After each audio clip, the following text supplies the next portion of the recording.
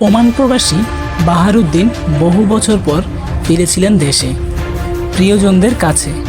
এক ফোঁটা আনন্দ, একটুখানি ভালোবাসা আর পরিবারের হাসি মুখ দেখার তীব্র আকাঙ্ক্ষা নিয়ে পা রেখেছিলেন এদেশের মাটিতে।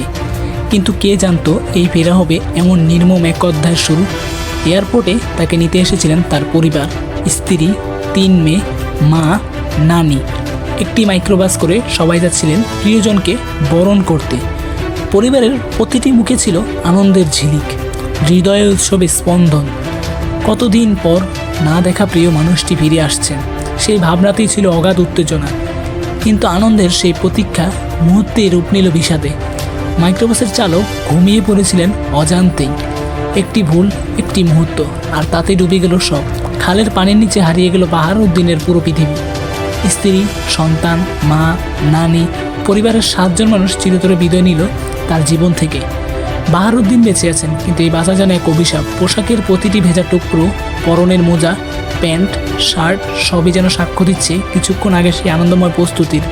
আর এখন নিঃস্বস্ততা, শোক, নির্বাক শূন্যতা। আর কতকাল এইভাবে ড্রাইভারদের ভুলের কারণে কত মানুষের প্রাণ যাবে তা আমরা কেউ জানি না। তবে এই ড্রাইভারের জন্য একটি ফ্যামিলির পুরো 7 জন মারা গেল সামান্য ঘুমের জন্য। ড্রাইভারকে নাকি বারবার বলা হচ্ছিল যে আপনি একটু ঘুমিয়ে নিন, তারপরে গাড়ি চালান, কিন্তু সে তা কোনোভাবেই শুনেনি। বলেছিল আমি যেতে পারবো, সমস্যা নেই। 8-10টা মিনিট পার হলেই সে তার গন্তব্যে পৌঁছাতো। ঢাকা থেকে এত কষ্ট করে গেল, ওমান থেকে আসলো, কোনো কিছুই হলো না। ঠিক 10টা মিনিট আগে সে খালের ভিতরে গাড়িটা নামিয়ে দিল আর সবাই মারা গেল। তবে অবাক করা বিষয়, ড্রাইভার কিন্তু খুলে পালিয়ে চলে গেছে।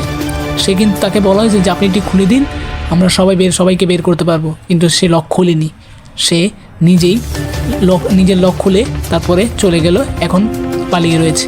এই দৃষ্টান্তমূলক আমরা শাস্তি চাই, এর আমরা শেষ দেখতে চাই।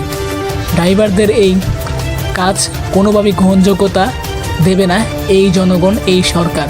যেন ভবিষ্যতে যেন কেউ এমন করলে তার সর্বোচ্চ শাস্তি হয়, আমরা এই দাবি রাখি। ধন্যবাদ।